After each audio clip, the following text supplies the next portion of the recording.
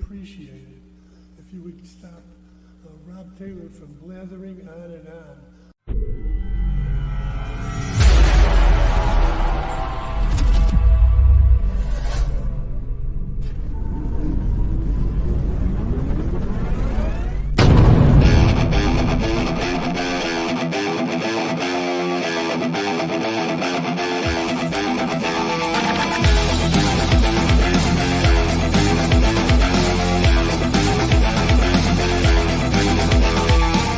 Opinions expressed by the talk show hosts, callers, or guests on the Rob Taylor Report do not necessarily represent the opinions of the hosting platform, subsidiaries, sponsors, or possibly anyone else on the planet or the known universe.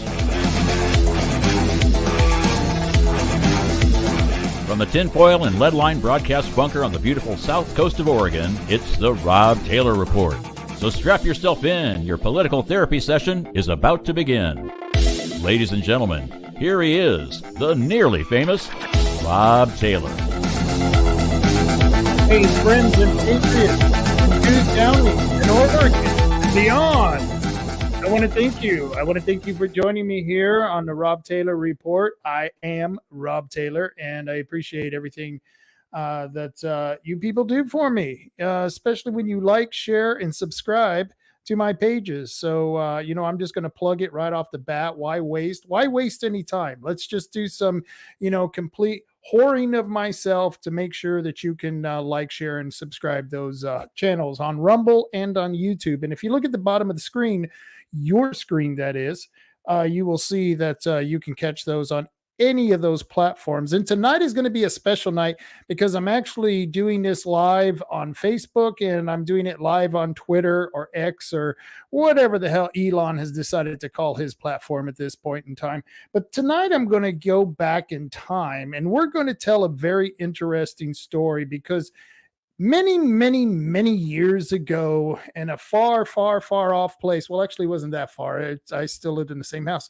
But it was a time in 2012 when I was still a Republican. I've re-registered as a Republican, but I was a Republican in 2012. And one of the things, or one of the reasons that I left the party is because of a gentleman by the name of Solomon Yue. And Solomon Yue was a committee person at the time who was, well, let's put it this way. I don't think he's Irish, but he sure does like to do a lot of shenanigans. He loves the shenanigans. And he was doing a little bit of shenanigans behind the scenes. He's a very intelligent man. Never underestimate your enemy, and certainly never underestimate Solomon Yue. He's a very, very intelligent man. And he knows how to manipulate the system. And I could see that he was manipulating the system and he was manipulating people in the system. And the system that I'm talking about is the Republican Party, the state party, the ORP. And what he was doing was able to use a lot of people to basically do his bidding. It's he was a very incredible man. I have to give him props for that. But, I have to go back to the point when I was in the party in 2012. And the reason I left was because Solomon and many of the people in the party, well, they were just doing things that weren't good. They weren't good, decent people doing good, decent things. And if they were, I might have stayed in the party a little bit longer. And eventually I left the party. I became a non-affiliated voter.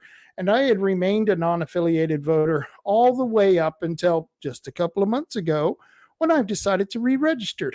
And the reason I re-registered is I'm going after another dirty rat bastard in the Republican Party, and that is David Brock Smith. And the only way I can vote against David Brock Smith and vote for a better person, and that better person is Todd Vaughn, who's running in the Senate District 1, I'm going to be supporting him over David Brock Smith because David Brock Smith is one of those people who is lying to his constituents and doing something completely different when he goes to Salem.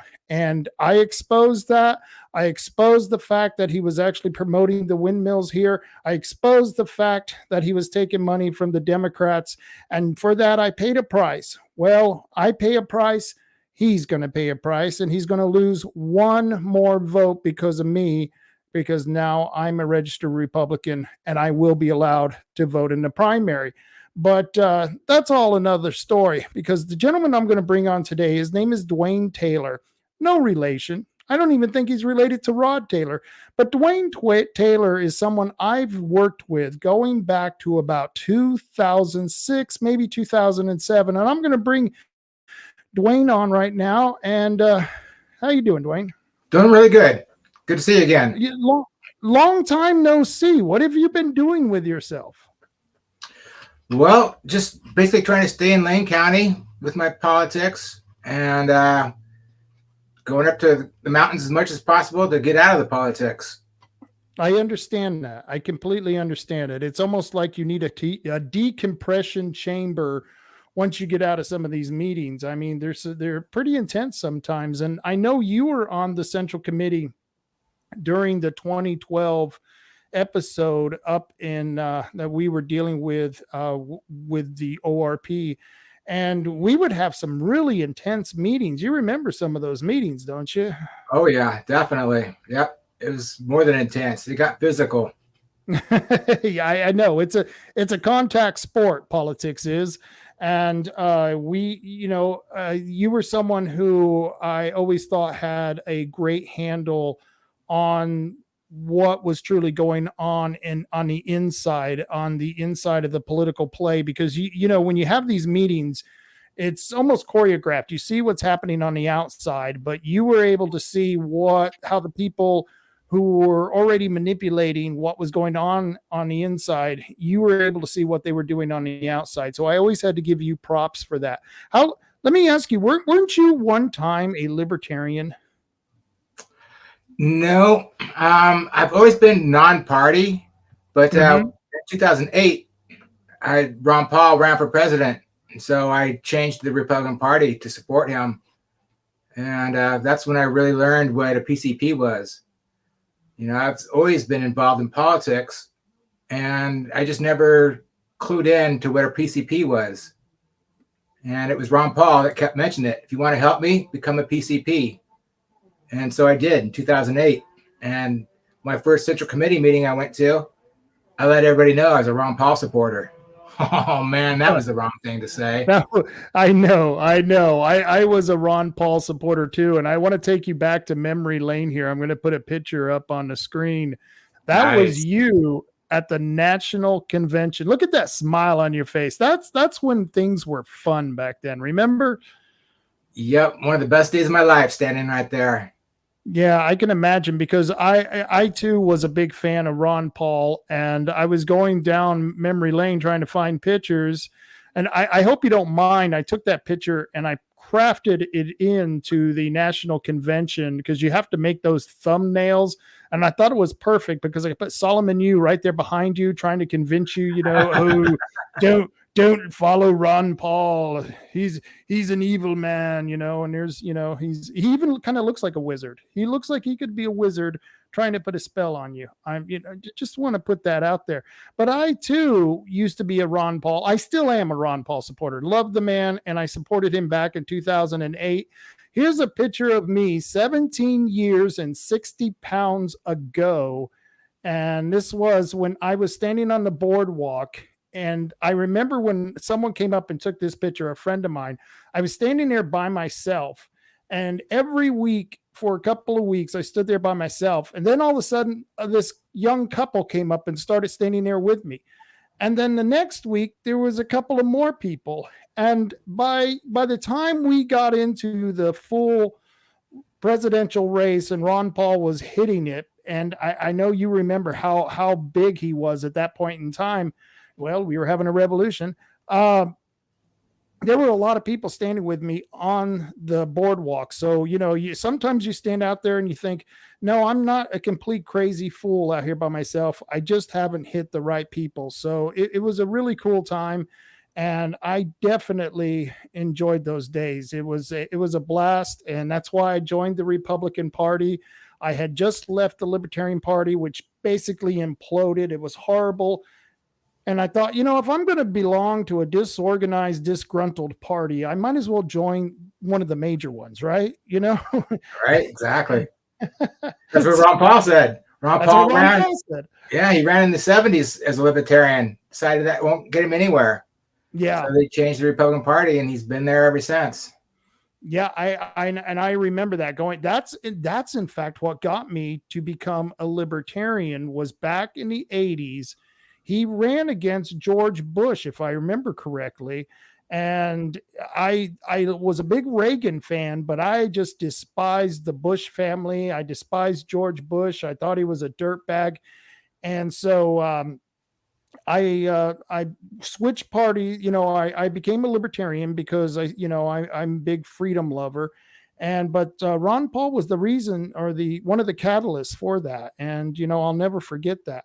So I think you got a kind of a story to tell that I don't think most people remember today, because a lot of the people who are in the party, they probably or were either too young, or they don't remember being what happened in 2012, or they weren't members of the Republican Party. So why don't you kind of tell the tale where you think it starts and take us to its natural conclusion? Okay, like I said earlier, I started in 2008, and I mentioned I was a Ron Paul fan, and so instantly everybody there hated me. And I was just like, why? I'm a Republican too. I'm trying to support my person. And so I realized right there that it wasn't a fair playing field. You have to do what they want.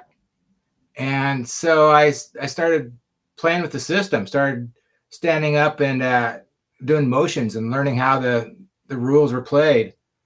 And I just kind of sat there from 2008 and 2012 getting beat up by the Republicans. And so I was working statewide with everybody from 2008. We were all still contacting each other. There really wasn't a Facebook back then. It was Meetup. We all met up on this Meetup group. And the Republicans had no clue that we were organizing around them. And we were learning the bylaws and rules, mainly because they were using them against us. And so we had to figure out what was right and what was wrong. So I buckled down and just read all my county rules, the state rules, the RNC rules, the parliamentary Robert's Rules of Order. That's a thick book, but when you get down to it, not much of it is actually specific on party politics. So it's really not that hard to read and get to know. But that seems to be more than most of the Republicans. They just have a control on everything and make everybody think this is the way it works. And so that's how they kept control of everything. I started tabling at the Saturday market in Eugene, and same thing, I didn't think I was going to get many people. And next thing I know, next week, people were joining me, and I was getting signatures and getting support. And I even tried to have some of the Republicans come down there and help me. They got scared because the Saturday market, it's all those hippie freaks down there. And my mindset was like, how do you expect to win an election in Eugene with that mindset? And so I tabled, and I've got a whole bunch of people to become precinct committee people. That's what we were doing statewide. We knew that we had to get PCPs so we could vote in the delegation convention, so we get delegates, state or RNC delegates. And apparently we did a really good job, because when the convention came, they were panicked before the convention. They saw the PCPs, and they knew what was going on, but it was too late, because they could only have elected PCPs vote, and we had it taken. And so they started playing with the rules. And at the convention where they elect the delegates for the RNC, they ended up trying to close it at 5:00 and saying that that's normal. And it's not in the rules. I can show you the rules, and we can read the rules. You have to have your convention months ahead of time, have it all explained and everything. And in those convention rules, they admitted that there's 5 different CDs that were holding a convention at the same time. And the reason why is because you have 4 rounds of voting. The first 2 rounds are statewide, and then first round is statewide, and the second round is in your congressional district. and then they tally the votes of that, and then they take those names off of the next round of voting, and then you vote for the alternate delegates statewide, and then you break it down into your congressional districts and have another election. Well, we won the first statewide. We swept the ballot, freaked them out. They slowed the convention down and then claimed there's all these problems, and so they could close the convention down and appoint the alternate delegates. And well, I knew they were going to just vote their friends in there. And so we fought that and stayed open in CD4. And I think it was CD3 that also stayed open. I think they made three of them kind of stayed open. One was suspect, but 2 for sure stayed open. We voted. And then they said that those votes didn't count. And they ignored it and appointed everybody else, all their friends, in the alternate delegate spots. And I really wasn't that familiar with the rules and what was going on, because I was just focusing on getting the delegates to the RNC convention. And I didn't realize that there's 4 committees at the RNC convention. And those are very important committee spots. That's where you get your contacts and your backroom deals and all that stuff is in those committees.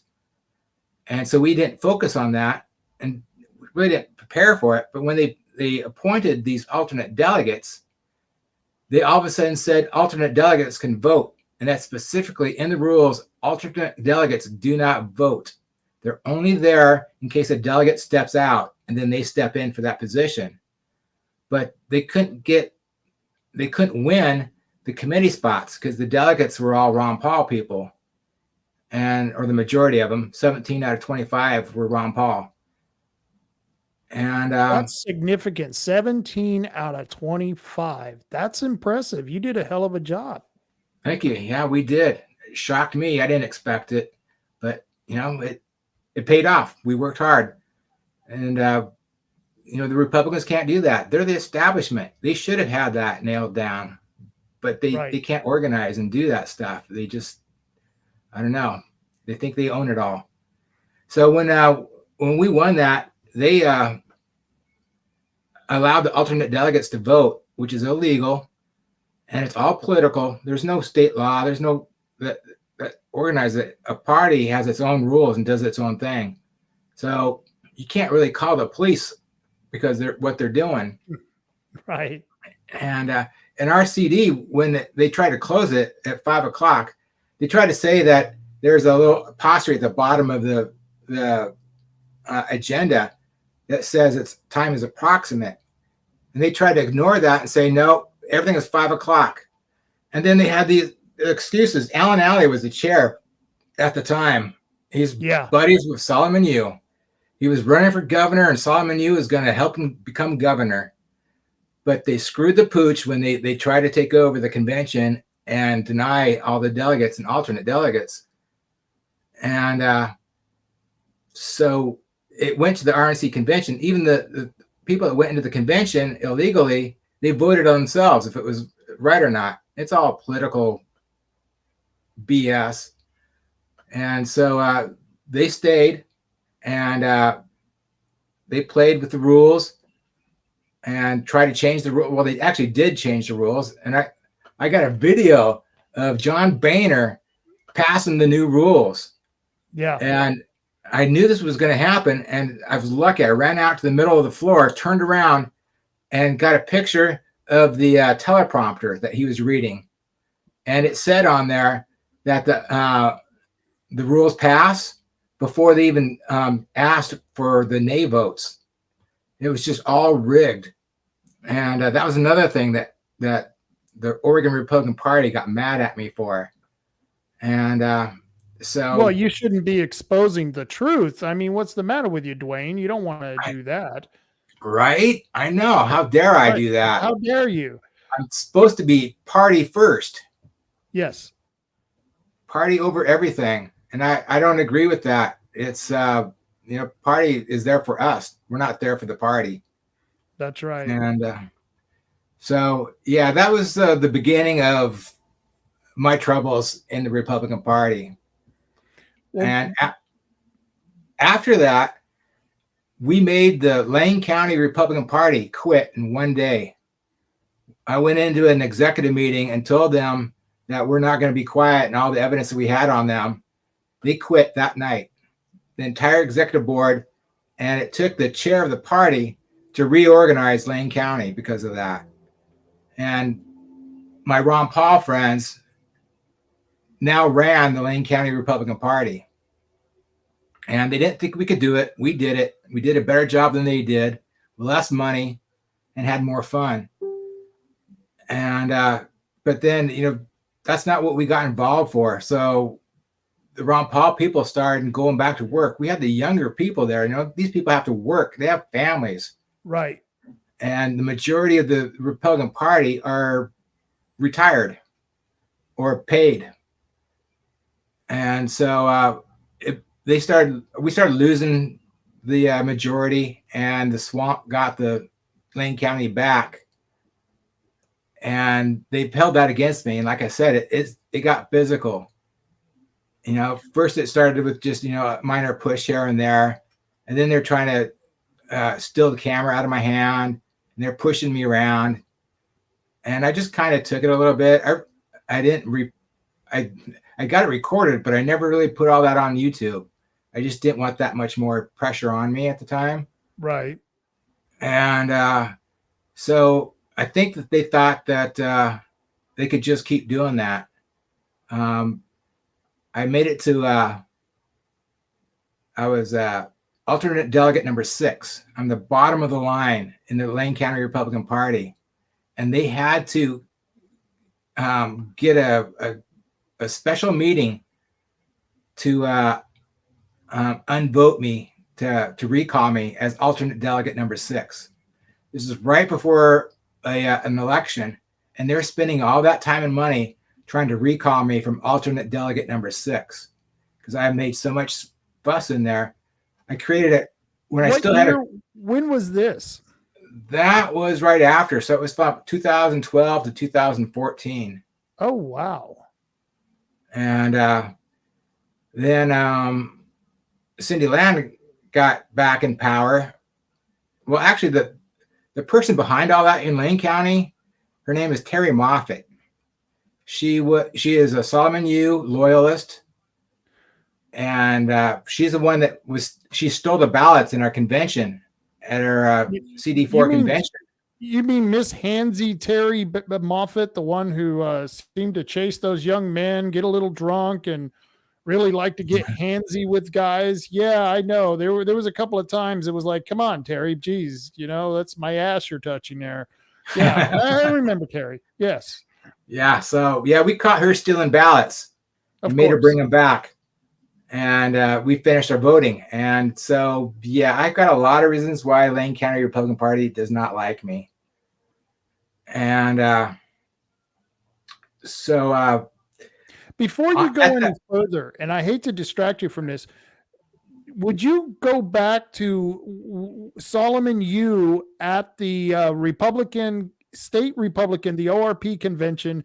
What was he doing? Because I remember there was something else he was doing there. You said he was talking smack against Ron Paul to the delegates, and that was happening as well.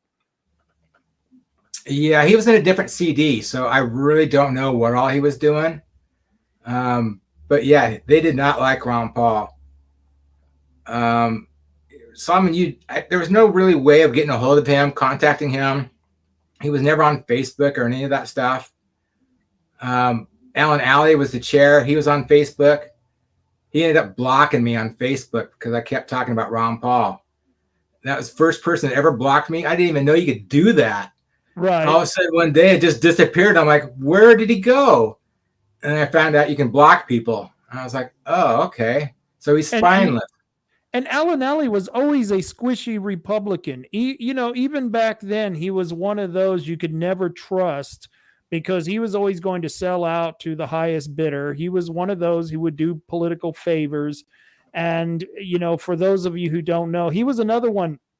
When he ran for governor, I couldn't support him because it was like, why vote for Democrat light when I could just let the Democrat win?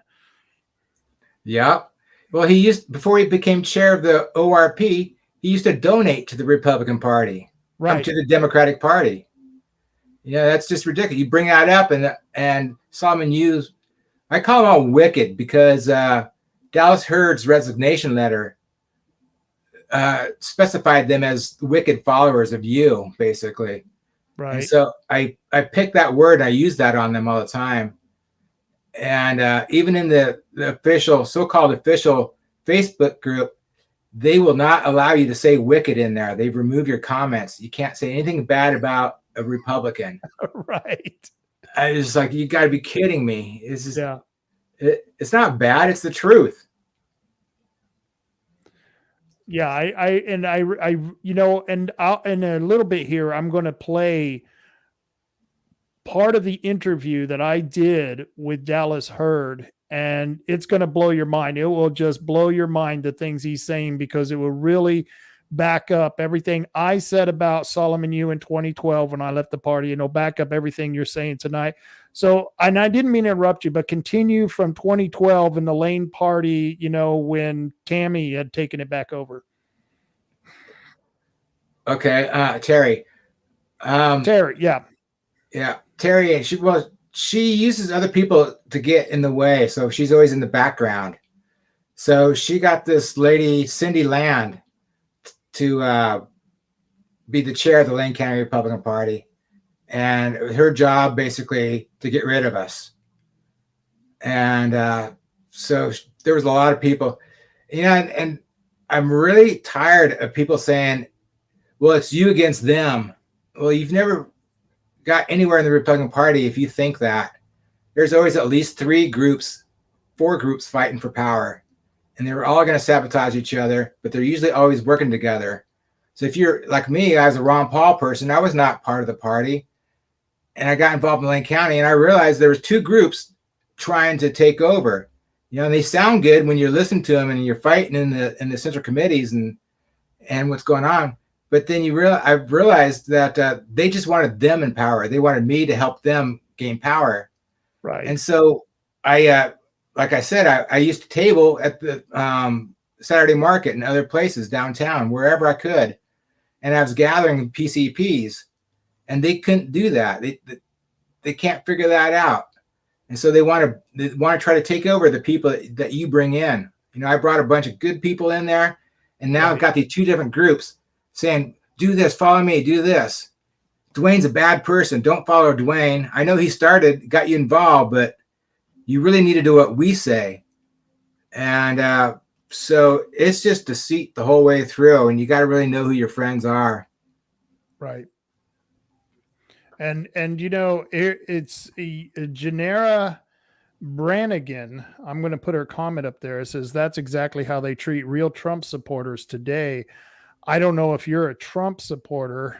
I don't know, because Trump, and I want to put this on stage here, bring this on camera here. It says the GOP's Rule 40B. This is what you were talking about, that you took a picture of back in the 2012 National Convention. This is what Brainerd was talking about when he came out and said it requires candidates to win the support of a majority of the delegates from each of 8 or more states in order to have their named place on the nominating ballot.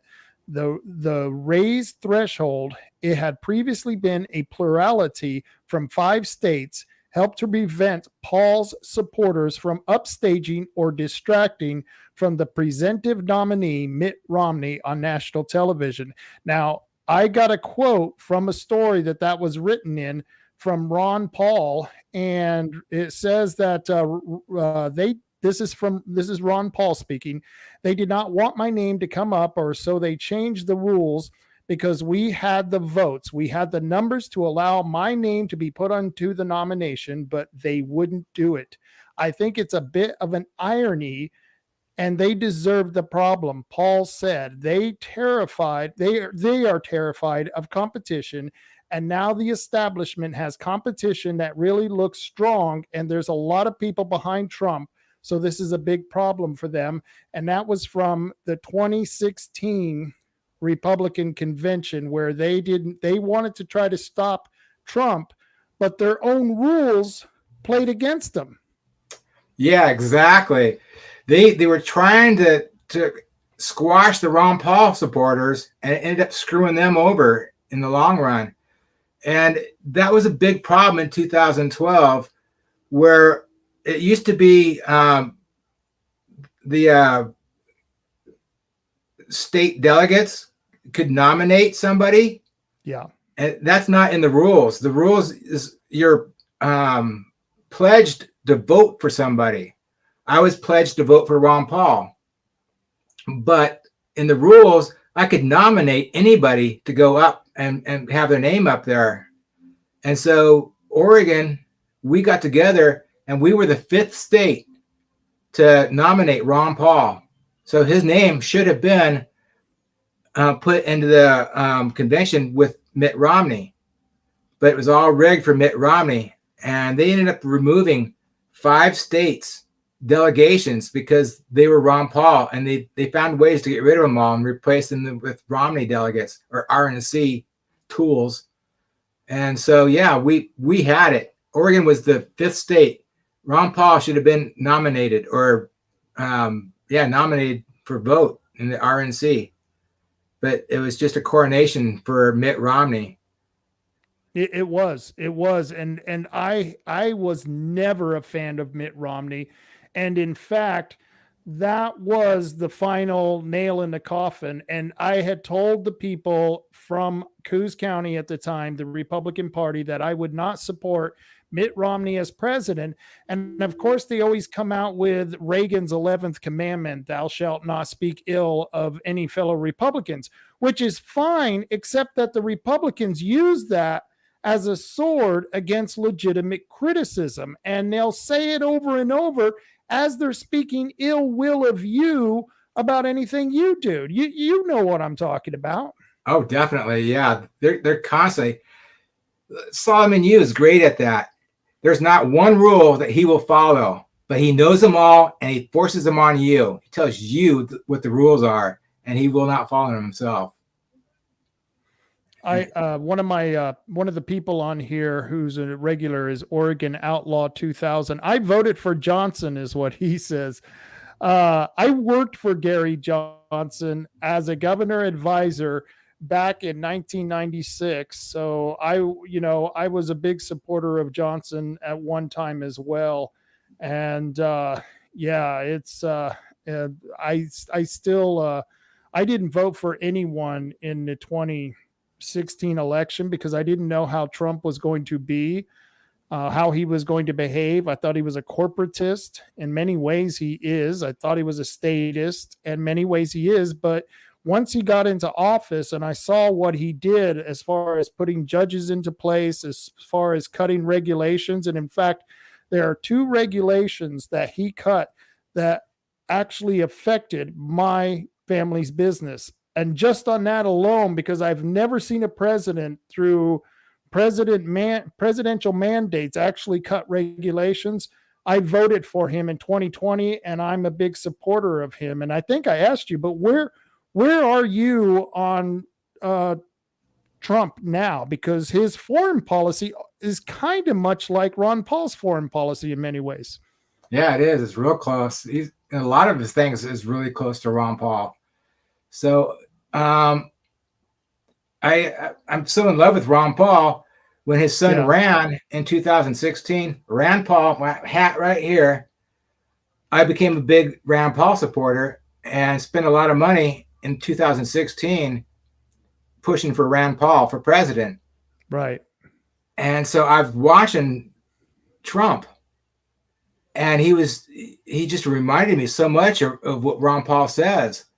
And then he had the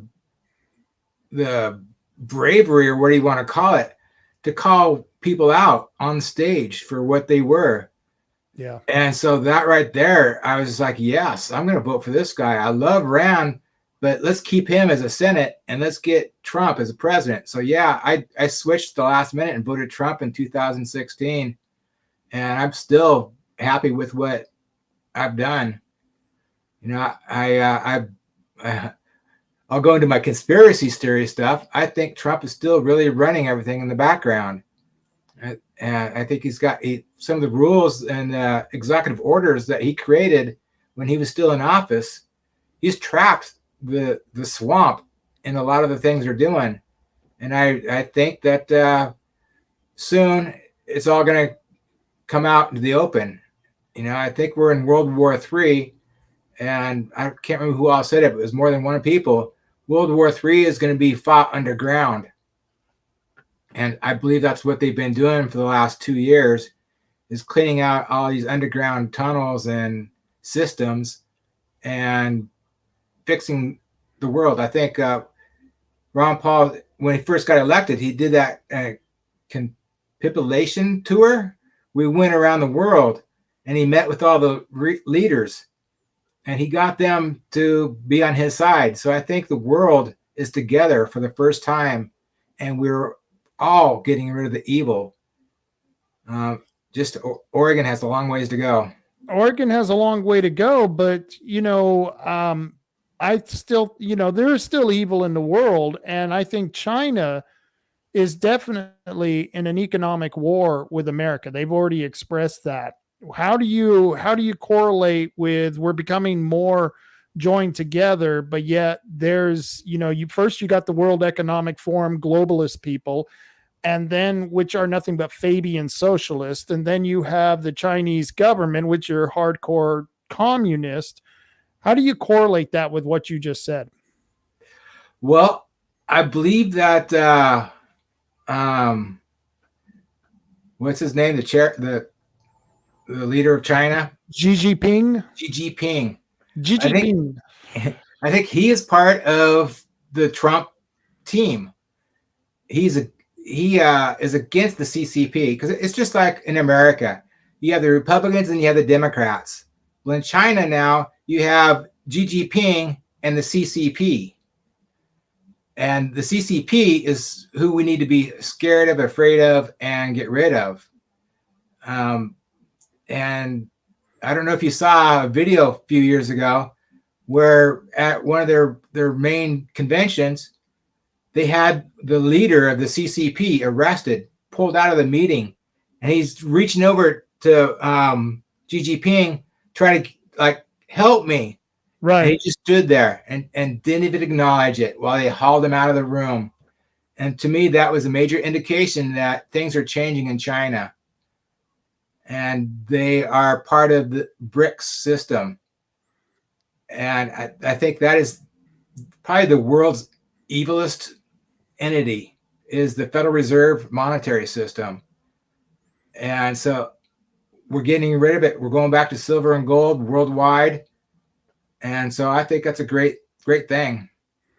Yeah, it was Nixon who took us off the gold standard. And ever since then, man, our dollar has really tanked. And it's not a good situation that we're in now. You got quantitative easing and all the printing of money. And now it's not even printing. They're just moving digital money from one bank to another bank. And then, like you said, you combine that with a lot of other things that are going on. It's just absolutely nuts.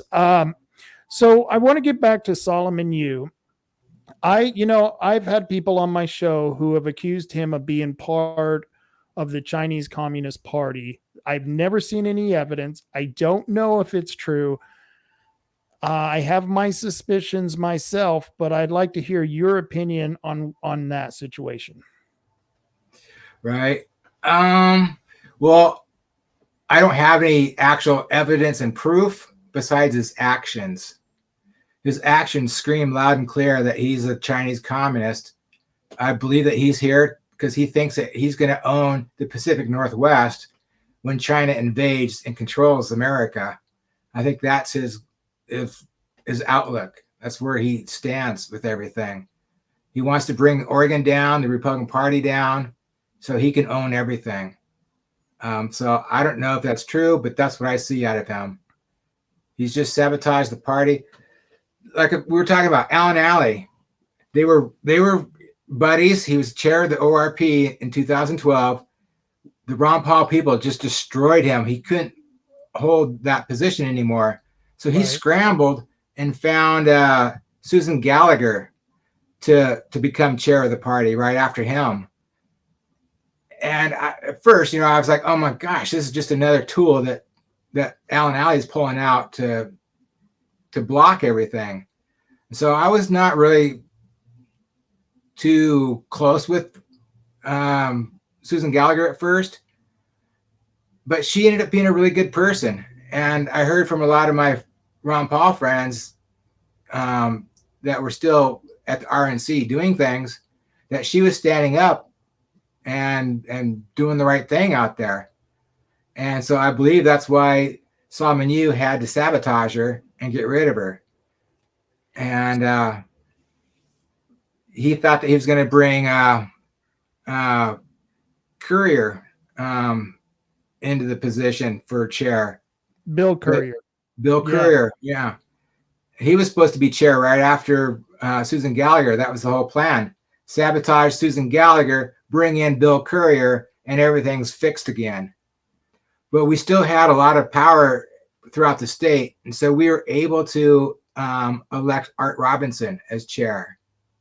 And once again, that went against Solomon Yue and his followers. And so they just picked at him and destroyed him as much as they could. And so he was out. And right after that, it's when they got Bill Courier in there. And he had a nice long span. He's controlled everything. Solomon Yue was happy with him. And finally, Dallas Hurd took him out. And so once again, the war was on. They had to get rid of him. And same thing with Dennis Lithicum. The two of those guys got in there, and they were good people. And the wicked Solomon Yue supporters can't stand that. They have to get rid of that. And so an eternal war. And hopefully coming up on the 15th and 16th of this month, and it's on a Saturday, it's the 16th, when they will be making the vote. And have you taken into any consideration of the 4 candidates, the one that you like the most to replace Solomon Yue? Yeah, that's Don Powers. I don't know the guy. I don't know very much about him, but I see the people that endorsed him. Like we were just talking about, Dennis Lithicum supports him. I think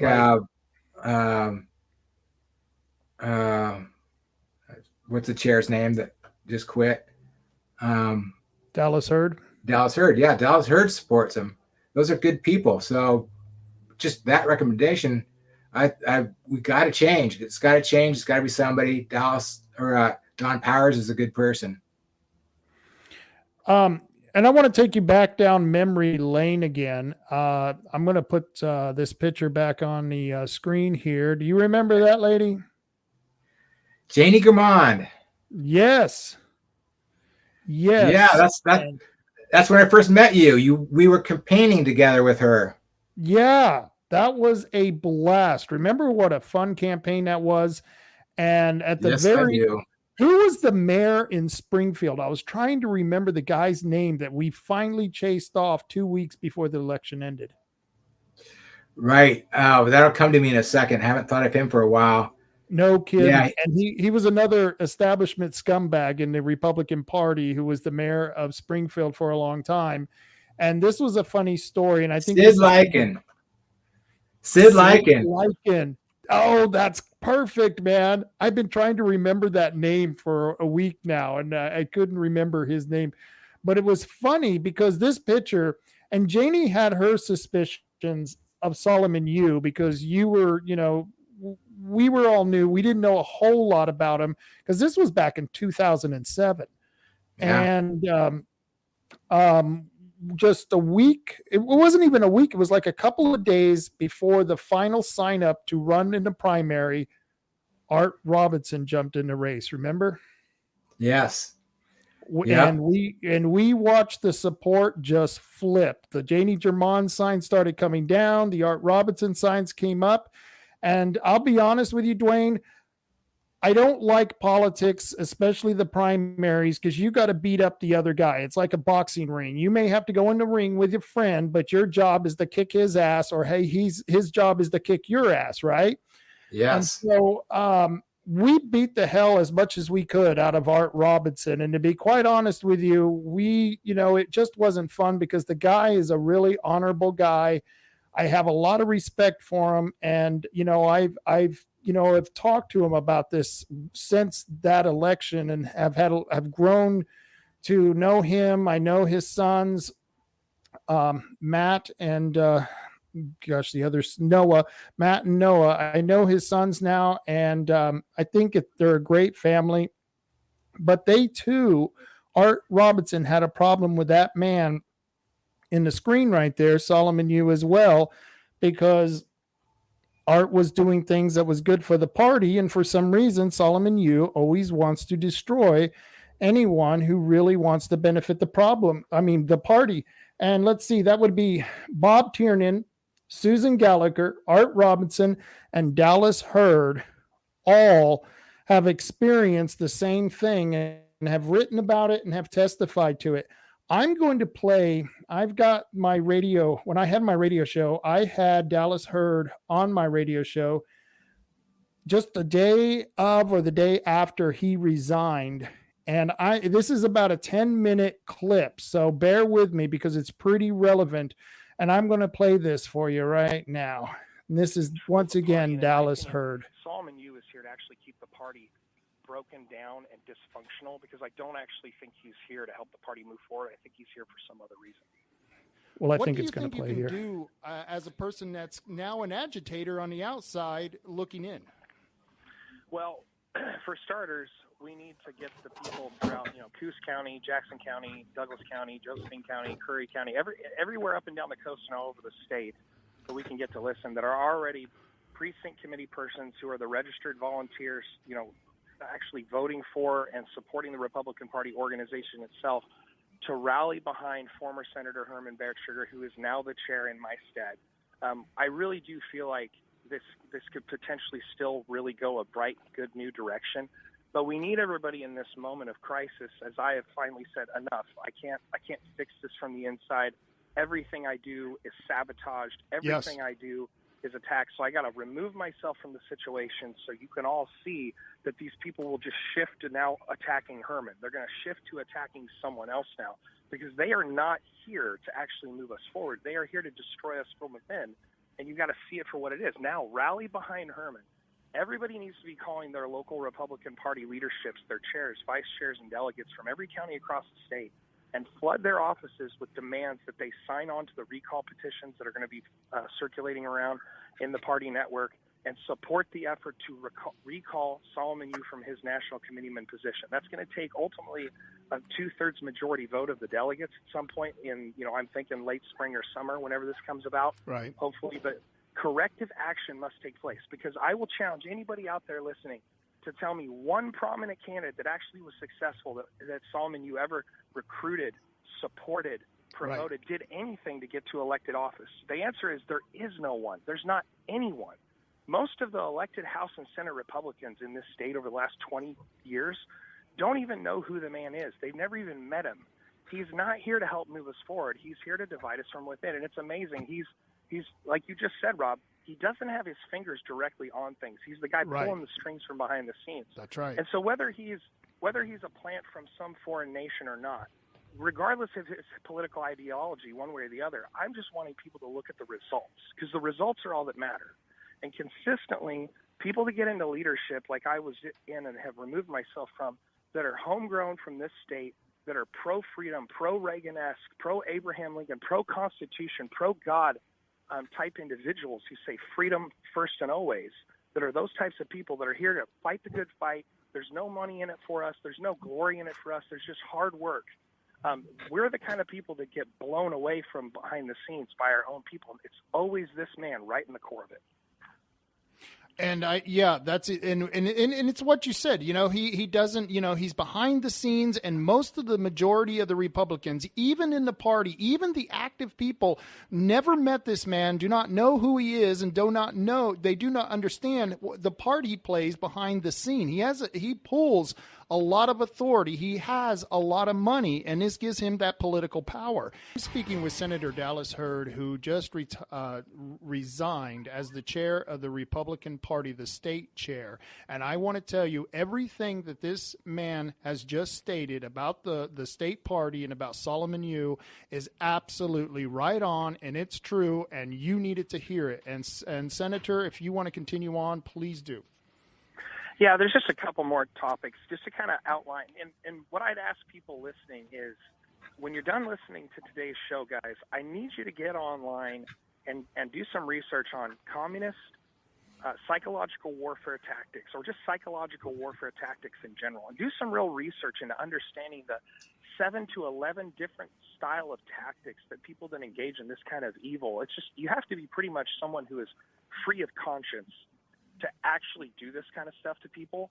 And so research it, because sorry, somebody was calling me there. I got to forward it on so it'll quit interrupting me. That's okay. If you need to research this stuff, folks, and actually understand it for yourself so you can actually see it when it's happening, because it is not the language, as far as language being actions and normal interaction, that people that are normal, people that have a conscience, people that are actually about to do good things on a daily basis, right? We don't speak this way. We don't see things this way. We don't do things this way. And if you're not becoming savvy to the stuff that is happening right in your own backyard, in your own government, your own party politics, you're completely missing it, and therefore you're complicit to a degree when it just takes down everything. We have to wise up to what is happening. This is the kind of stuff you read about in the book, The Art of War. That is what's being played out here. And I became just completely decimated by it after a while, because 90% of my folks in my party, by Solomon Yue's own design, don't understand what's happening. They don't get this stuff, and it's just really how the multi-layered tactics work out. When you recruit people that have really nasty attitudes, who just want a title, just want to be in a position of control so they can go ahead and get their jollies from out of that kind of stuff, right. They then push out all the good people, whether it's 3 months or 3 years. Good men and women that come in can't stand to be around people that are just continuously attacking them, continuously saying this needs to be done, this needs to be done, but never actually do anything themselves. And so by design, it continuously keeps bringing in new people that are decent people, but they're not there long enough to actually learn what's really going on and who this man is, what the history of the things he's been doing has been. And so when people like me come through every once in a great while and start calling him out on this kind of stuff, he does exactly what the radical left does and what the radical left media and Democrats do, which is, and you hit on it earlier, Rob, they start pushing out this rhetoric from Solomon and whatnot as he does interviews, suggesting that this is about his race or things like that. Has nothing to do with it at all. It has to do with the tactics they engage in. The results of his life in this party speak for itself. And so it's amazing how they're playing out the exact same stuff in the Republican Party that the Democrats do to everybody else. That's right. Yeah. And so it's just, I just really want to encourage people to really learn about this stuff. One last example I'll give of just the absurdity of this is he has been promoting lately the concept that he, Solomon Yue, the National Committeeman for the Republican Party of Oregon. Bear in mind, folks, this is not a government position. This is a private nonprofit organization. It has zero government influence for the most part, especially in his position. He has been promoting this, what we call impressive sounding, empty rhetoric, which again is one of the favorite tactics of dictators in the communist warfare arena, where you send out these amazing populist statements like, I'm going to go get $60 trillion taken from the Communist Republic of China. That is what Solomon Yue is telling my delegates and telling my party as some of the great work he's supposedly doing for us. Well, the question's never asked. Solomon, how are you actually going to get the communist empire of China to cough up $60 trillion in reparations for COVID-related damages? Right. Because there is no answer to that. The U.S. federal government and its military, which is still to this point the greatest in the entire world, would not be able to get China to cough up $60 trillion in reparations to us over here in the United States. Why? Because it would bankrupt their economy. And if they're the most evil empire in the world, which I do believe they are, why would they do that for us when they don't have to? They have nuclear weapons. They have the second greatest military in the world. And they also have all of our production and supply chains for almost everything we depend on here in the United States on their side of the ocean. They have the uphill advantage in every aspect.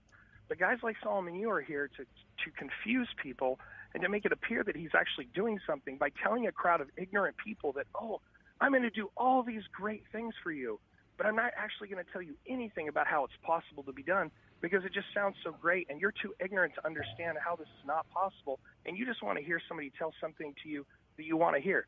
It's as sad and as simple as that, and that's why people need to educate themselves on what the really, truly dark and sinister citizens throughout this world do to just herd us around like sheep. You know, it's not conspiracy stuff. If you'd actually read up on this and educate yourselves, and then you start looking through that lens of that kind of chess match that's happening, a whole new world is going to open up to your eyes of what's going on around you. Just warfare to control the party. And in my opinion, Solomon Yue is here to actually keep the party broken down and dysfunctional, because I don't actually think he's here to help the party move forward. I think he's here for some other reason. What do you think you can do as a person that's now an agitator on the outside looking in? Well, for starters, we need to get the people throughout, Coos County, Jackson County, Douglas County, Josephine County, Curry County, everywhere up and down the coast and all over the state, so we can get to listen, that are already precinct committee persons who are the registered volunteers, actually voting for and supporting the Republican Party organization itself, to rally behind former Senator Herman Bertschiger, who is now the chair in my stead. Okay, that's it. Repeat it there. Everything Dallas said, and it was sad. He came on my show, and we had a glitch at the radio station, and I couldn't even catch or record the first 15 minutes of it. So it was very sad, because that was even better than that part. But that was some really juicy stuff, and you know who that was an echo from Bob Tiernan's letter that he wrote in 2010 about Solomon Yue. Exactly an echo. So, you have to look at all these really good people. I think Bob Tiernan is a respectable man. I think Suzanne Gallagher is a very respectable woman. Art Robinson, Dallas Hurd, big fan of Dallas. And you listen to this stuff, and you have to come to the conclusion, even if Solomon Yue is not a Chinese spy, if he's not a Chinese infiltrator, he's obviously doing damage to the party, and it's time for him to go. What would you say to that, what you just heard? Absolutely. That could have came out of my mouth. It was so spot on. I say that stuff all the time. There's nothing good from Solomon Yue. Even when we got Art Robinson in there, Art Robinson came out with a letter and a challenge to Solomon Yue. You've never donated to the Oregon Republican Party. Show a bank statement where you've donated to the Oregon Republican Party. He can't. He doesn't. He just asks for people to give to him so he can give to the candidates. Now since we've created PACs, he now creates PACs. Nobody donates to the Republican Party. They donate to Solomon Yue's PAC. Then he decides who gets the money. And it's just wrong.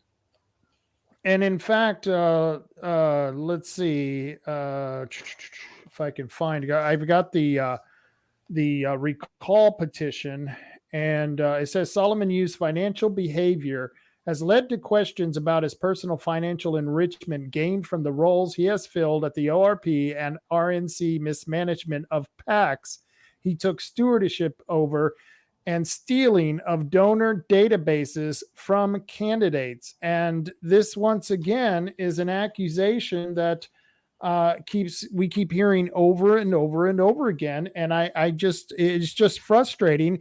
And then you've got people who are working for, are supporters of Solomon Yue, such as Joe Pulowski, who I've had him on the show. I have nothing against the man. I think he has some value to offer. He's doing that concealed carry petition. I give him kudos on that. But he was saying that Don Powers was a racist because he had a mannequin in the back of his truck that said recall Solomon Yue during the recall, which is ridiculous. It was just absolutely ridiculous. And this is what the left does all the time. Well, you're a racist, you're a misogynist, you're transphobic, you're homophobic, you name it. And that's another tactic. But then just recently, Don had came out and said he got the endorsement of Mike Lindell. It was about a month ago. And for 2 weeks, people were saying he's lying, he's lying, he's lying. Well, I knew people in the Mike Lindell who worked for Mike Lindell, and I had contacted my people and had them contact people in the Liddell camp. And yes, he confirmed that he did give that endorsement. And then it was just last week that endorsement was videotaped right out of Lindell's mouth. And then there's an issue of this the Kari Lake endorsement. That was a paid for endorsement. Don was trying to get that endorsement, and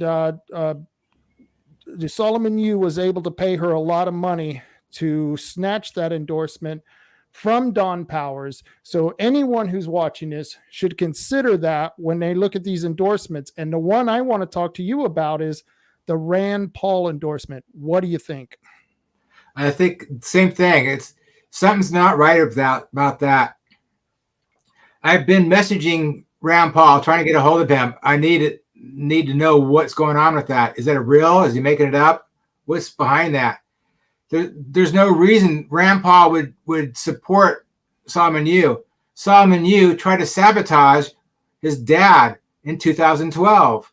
Right. And well, in the Oregon here, and then also in 2016, Solomon Yue tried to sabotage Trump by changing the rules of the party again. He wanted it to go to Parliament or Robert's Rules of Order, and because he saw what we did in 2012 in getting control of the party here in Oregon and changing things. So I think he thought he could do that at the RNC by using Robert's Rules of Order and have everybody motion everything to death. So it would just be chaos because everybody would be doing motions here and there. Robert's Rules of Order is not built for a large group. It's almost the Oregon Republican Party, even your county is almost too big of a group for Robert's Rules of Order.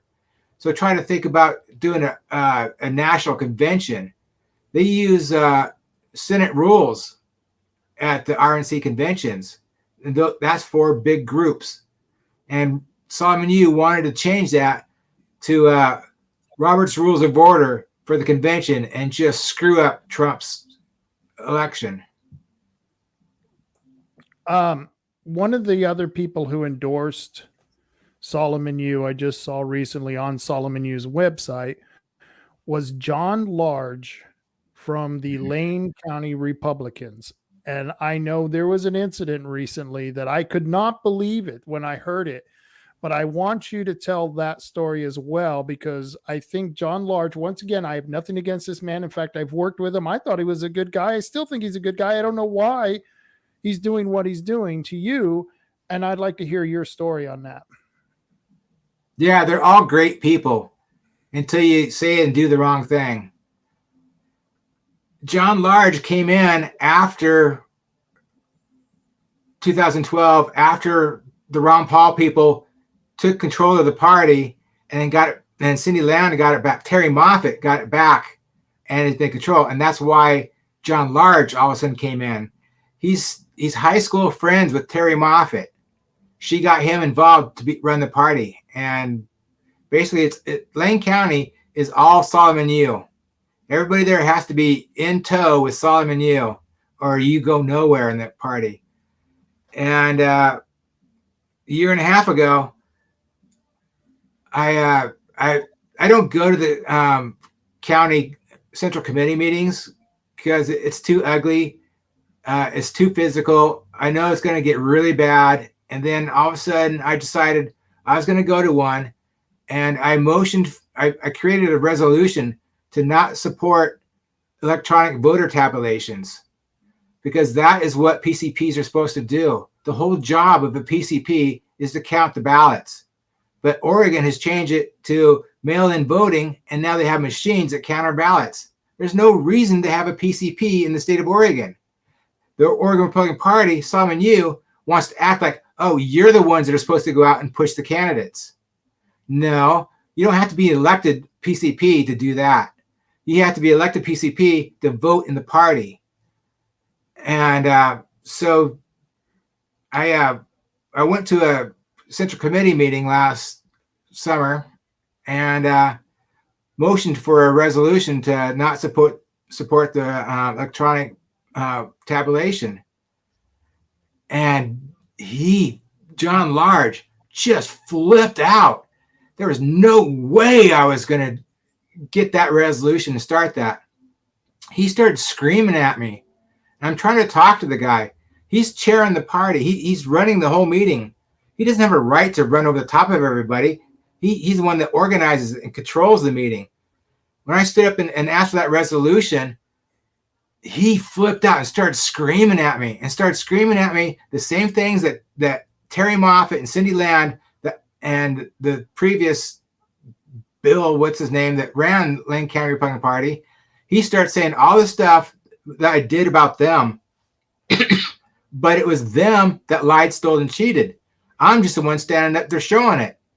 And so when I stood up there to bring this resolution, all of his hate just came rushing forward, and he lost control. He just went nuts, screaming at me at the meeting. He was screaming so much and so loud. He changed he started chanting, leave, leave, leave, leave. And he got everybody in there to start chanting that too. And I'm standing there, I'm still trying to talk to the guy. I'm like, wait a minute, where's the parliamentarian? We need to discuss this. You got rules you have to follow here. You can't just tell me to leave. I'm an elected position as a PCP. I'm part of the body. There's rules in Robert's Rules of Order of how to do that. You have to vote me out. If you want me to leave that meeting, you have to make a motion and vote on it. We have a debate. I could talk during that debate. He would not allow that. It was just leave, leave, leave. And then his little minions started chanting it. And all of a sudden, next thing I know, they're all coming out of their chairs at me. And this was a church, South Bassett Church in Springfield. Oh, wow. And I was about halfway down in the chapel and about 4 or 5 seats into my row. And I look around, and all of a sudden, they just all came at me. And I was trapped. There was no way out of this place. And so I slowly started trying to make my way to the aisle. And when I got to the aisle, I just started getting punched left and right. There was no way of defending myself. It was every direction. And last thing I really remember was this big tall guy, about 6'5", off to the side of me. Somebody's punching me in the back. So I kind of looked behind me to see who was doing that. And he just clocked me in the temple. And I just kind of lost memory of what happened from there. And I kept my focus was get out of there, leave, leave. And I got to the lobby in front, and that's when I came to, and I realized where I was. And now I'm in the lobby, and I'm still facing about 30 people coming at me. And I'm kind of keeping them to the distance because nobody wanted to start swinging on me at that point. And one guy was standing on my day planner, and he's one of the guys chanting at me, leave, leave. I see that day planner, and I'm like, I'm not leaving without my day planner. So I pointed to the guy, and I pointed down my day planner. I kept telling him as I'm walking up to him, get off my day planner, get off my day planner. And finally, I got right up to him, grabbed him by the neck, and threw him to the ground. And that's when it all came again. It was just another bashing on me. I finally got everybody off of me, and I'm squaring off with them, and I could see somebody running from the side. And apparently it was an ex-cop, retired police officer, tackled me, got to the ground. And I was almost happy that he did that because then the beating stopped. Right. And so he pinned me down. We had our words, and he's like, okay, you can leave. And so I got what I could, got my day planner, and got outside, and that's when I called the police. And the police showed up, and then I was out in the parking lot, and there was that mob was out front of the church. And so the police show up, and they keep you separated. One guy's out there talking to me, and the other police officer goes to the mob and starts talking to them. Then he comes back to me, and he says, you're the one that started it all. I'm like, no, this is the meeting. I have a right to be there. I explained the rules. They can't kick me out like they did. It was a mob beating. They beat me up. Arrest them. Arrest John Large. He's the one that instigated it all. And they're like, if you don't leave now, we're going to press charges on you. And yeah. And so I'm just thinking to myself, well, those 2 officers have body cameras on. So everything was videoed and with audio. I want to know what those people were saying about me. And so I was thinking, well, okay, I'll leave, but I'm going to get that body video. Well, Lane County is controlled by a Solomon or a Soros appointed DA. Of course, right. Of course. And so it's all about games. You know, I tried to go to the Springfield police to get that. And they were like, oh, no, well, you have to go do this. You have to fill out these reports. So I do all that. And they're like, oh, well, no, you have to send that to the DA.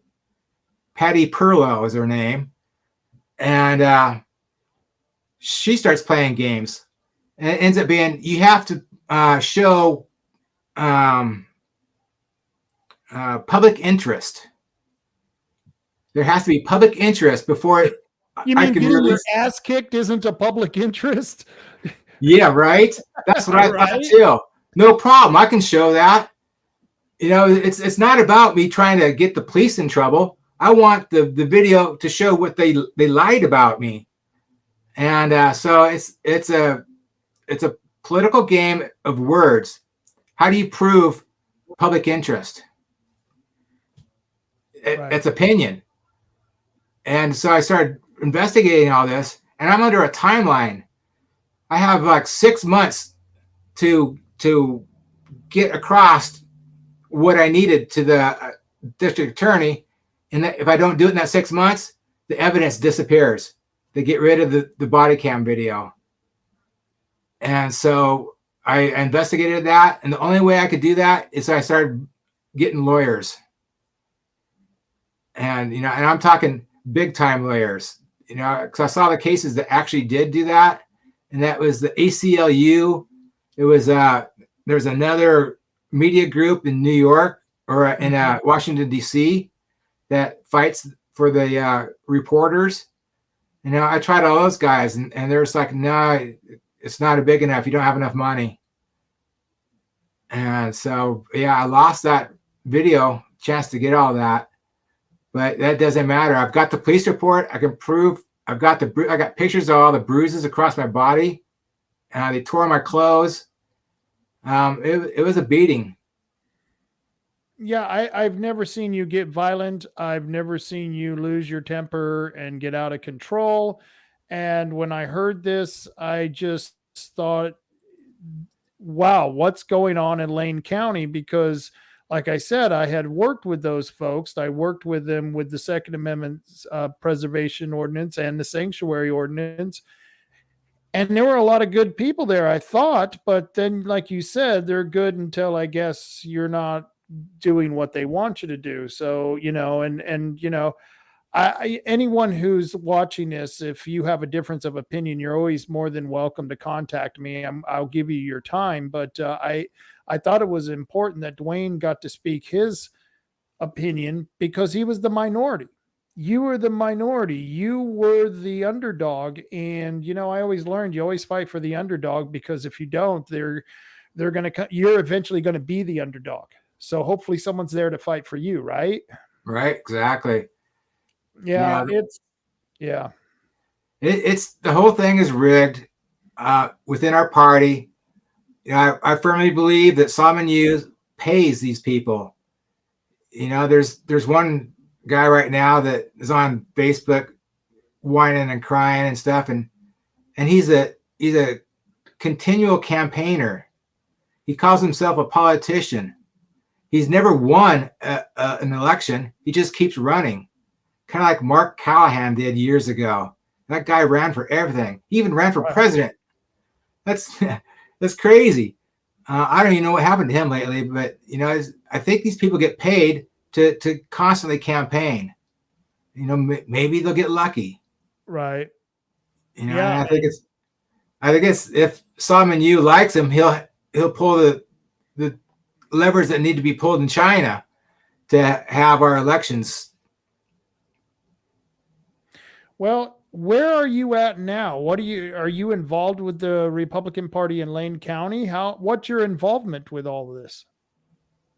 No, I don't dare. I'm still a PCP, but I don't dare go to a Lane County Central Committee meeting. There's things have to change first. That's ridiculous. Well, if I remember correctly, they're meeting in a building that's owned by John Large, so I could understand why you might not want to. Isn't that correct? No, that's his the storefront where they sell all the merch and stuff for the Oh, Republican okay. Party. No, they have their central committee meetings over in Eugene, which is called Friendly Street. That's the hippie hangout. Yeah. That's where all the non-bathers and hippies and whatnot hang out. There's a church over there that's where all the homeless hang out, and that's where the Lane County Republican Party has their meetings. Wow, it's been a long trip since 2008. I tell you what. Yeah, that meeting of mine was at Springfield in the Baptist Church, and that was supposed to be the new place for the Central Committee meetings, but the church, I think they watched the video because they got their internal cameras. I called and kept asking for those videos. I mean, it was a mob beating. I had no chance. It was brutal. And so I was asking for the videos. So I think all the police and stuff that were in the parking lot, they knew something happened. So the next month meeting was canceled at that church, and they went back to the Friendly Street hippie spot. Of course. It's funny how I got canceled. My radio show got canceled literally by a Republican senator because I found out things about him. And the party here in Coos County, the party has closed its doors to public meetings. From what I understand, they're no longer going to have anyone who's not a registered Republican, who's not even a PCP, come to their central committee meetings. I don't know how you grow a party by circling the wagon so tight that you don't allow anyone in, and then they'll bitch, complain, and moan because they've lost donors and they've lost members. And of course, they'll blame it on me. It's my fault because, I tried to find out the truth. I asked the wrong questions. And the same thing is happening in Douglas County as well. I don't know if you know about that, but they had me come and speak. One of the ladies, a couple of the ladies who are on the Central Committee had me go speak about this incident. And of course, the senator who represents my district also represents Douglas County in Senate District 1, David Brock Smith. And their chair and their Central Committee meeting has tried to recall them. And in fact, I believe they've just recalled Terry Noonkester, basically for having me come and speak and going against their incumbent. So not only do you have Solomon Yue doing this type of tactics, but there are people, because I believe that Larry Reeves and Rod Schilling, Larry is the chair in Douglas County, Schilling is the chair here in Coos County. Both of them are opposed to Solomon Yue and have been trying to get rid of him. And here they are using Solomon Yue tactics to do to us what Solomon Yue has done to them. Don't you find that ironic? No, I just see that's just the way it is, and we need to learn that's the way that it's played. We need to learn the rules and call them on it when they do that stuff. When they were trying to recall me in Lane County, one of the reasons they were using is because I kept filming all their meetings and proving that they're lying, stealing, and cheating, and so that really upset them. And so when I went to my recall, I brought my camera in, of course. It's my protection, it's better than a gun. And so I know, because I don't want to shoot people, but and that's why I don't go to the meetings anymore. Right. And so Cindy Land was so mad at me because I was trying to film one of the people that was doing things. And she took her notes. By the way, I closed that convention. They never had a chance to recall me because the quorum is set too high for that. And I knew they couldn't make it. They could barely make a normal quorum meeting. And so I knew that they couldn't make that meeting. And so I knew it wouldn't happen. I told all my friends, if you go, do not sign in. And so that's what I was doing. And that's why they're trying to stop me from filming the person taking the names coming in. I told them, you don't have to be here. You don't have to sign in. And so Cindy Land was taking her piece of paper and holding it up in front of my camera, trying to block my view, the camera of that. I got home and watched that. And it was a piece of paper. I filmed it and I could see the words through it backwards. So I just took a mirror and held it up to my video, and I could read her notes. And that was one of the things that she put on there is no more recording meetings. You will be instantly removed as a PCP if you record a meeting and upload it to the internet. And it's all because of me. And I'm just like, you guys got to be kidding me. How do you grow a party when you try to control people so bad? I mean, it's so easy to see that you lie, steal, and cheat, and you double down on it. And I think that's what makes us a better party. That's what makes a person a better person, by reflecting on bad characteristics. And the party has bad characteristics, and that's one of the things they just did, is stopped allowing filming here in Coos County in our Republican Party. And the funny thing is going back to 79, it was never like that. It's always been an open door policy. Anyone can attend. But since last this November, when I did that interview, found out a lot of their dirty secrets, I exposed those dirty secrets. All of a sudden, I'm a bad guy. But here's the funny thing.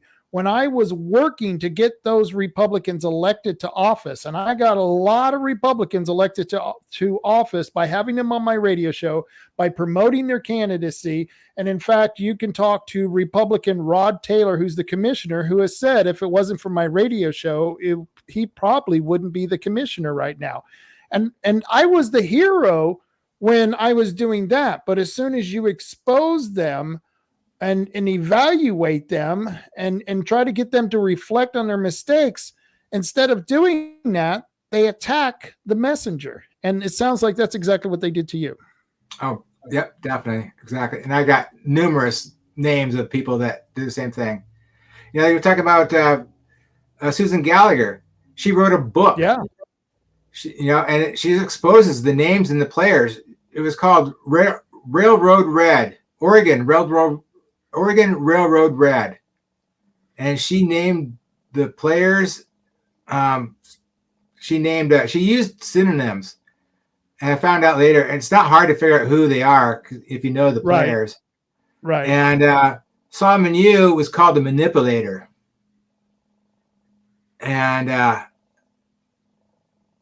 I did not know she wrote a book about this. I am going to contact Suzanne Gallagher as soon as I can and try to get a copy of that book.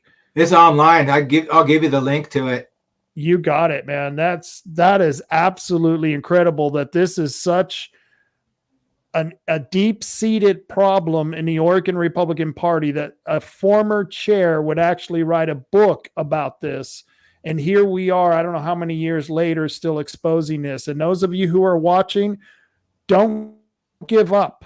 Don't give up is the message. You've got to keep fighting. You got to keep moving along. And this is why I'm back in the Republican Party. I'm not here to be a nice guy. I'm here to kick ass and take names. I'm done with it. I'm not going to get ran over in both directions and then not take the license plate of the car who hit me. No, I'm going to go after that car and I'm going to take it right off the road. And, I appreciate you coming on here.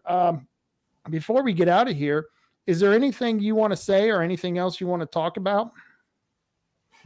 Well, I still haven't changed from 2008. I want everybody to get involved, but you're not involved in the party if you're a registered Republican. All you are is a November voter. Right. You're not a Republican. If you want to get involved, you got to become a precinct committee person, and then you'll really find out, and then you'll really have the power to change things. That's about all I need to say.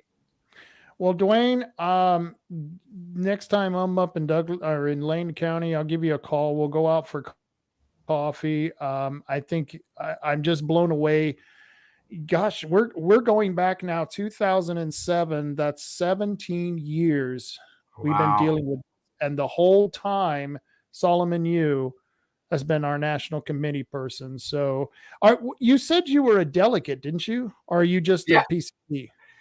No. Right now, I'm just a PCP. Back in Okay. 2012, I made it up to. I was a delegate for the RNC, and then I was a alternate delegate in the county. All my friends, they wouldn't elect me for anything, but I got all my friends elected. My friends were chair, vice chair, and all the delegates.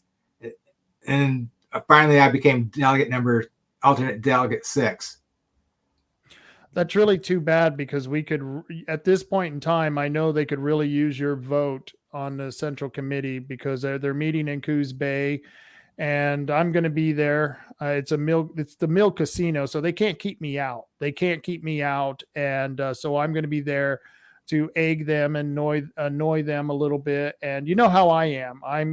And if they think they're going to scare me by threatening to beat my ass, I'm a redheaded stepchild. I can take a beating and I can dish one out. So it's not a big problem. And I don't think the casino would like it anyway. Well, Dwayne, I want to thank you, and you take care, man. It's good seeing you, and thank you for telling this story, because I think it's invaluable. Thank you. Appreciate you having me on and talking to me. Not a problem. Love to see you soon. You got it. Take care, Dwayne. Bye. And there you go, folks. It's one thing to just register as a Republican, and yeah, it's a contact sport. You might actually go to the meeting and have to get into a fight with people there. I know that. In fact, one time at the Coos County meetings that we were having at the mall, some guy was mad because he didn't like the substances that I smoked, and he nearly took a swing at me. And we had to be separated by one of the members of the party, who happened to be a sheriff's deputy. He's a good friend of mine. And if it goes down, it goes down. But it's sad that we have to worry about physical violence at some of these Republican meetings. It's just downright disgusting. And if that's what it takes, well, then so be it. I'm not going to be scared off. And if you want, you can still register to become a PCP. If you've been a registered Republican for 180 days, I highly recommend you go to the Secretary of State's office, or not the office, her website, and download one of the forms to become a PCP. Fill it out, get it into your county clerk's office, and I think it is the county clerk. Maybe it's the secretary. Maybe someone online, if you can remind me. But I think you just fill out that form and you submit that form to become a PCP. And if you don't know what your district is, and by the way, Tammy is telling me that it's SEL 105. It's SEL 105 on the Secretary of State's website. And like I said, you just got a couple of days left to get registered for a PCP, and you need to, because it's going to be a fight to take back this party. And hopefully they will do the right thing this March 16th, this Saturday, March 16th. Hopefully they will do the right thing, and they will take out Solomon Yue, because he needs to go. He needs to go, and the party needs to move on from this chapter, because you just heard Dwayne's story. And I've known this story for a long time. You just heard my story, how I left because of Solomon Yue. We just told you about Bob Tiernan, Art Robinson, Suzanne Gallagher, Dallas Hurd. I just played an excerpt from an interview I did with Dallas Hurd, who's backed up everything we have said. Now, if you respect a lot of the people that I just mentioned, you have to question why you would continue to support Solomon Yue. Because if that's the group I belong with, if I'm in the group of people like Suzanne Gallagher, Art Robinson, Dallas Hurd, and Bob Tiernan, I'm in one hell of a group. And Dwayne Taylor is right there with us. He's one of those who's been fighting against this a very long time. And if we're not going to quit, we're going to continue to go on. And and we're never going to give up. So don't get depressed when it doesn't go your way in the party. There are a lot of us out there who have been the underdog. We have been on the outs of the party. We have been scapegoated, but we're going to continue to fight. We're not backing down now. I'm certainly not going to back down. And I hope I can see many of you delegates at the Republican State Committee meeting here in Coos Bay at the Mill Casino. This is happening on Saturday, May 16th.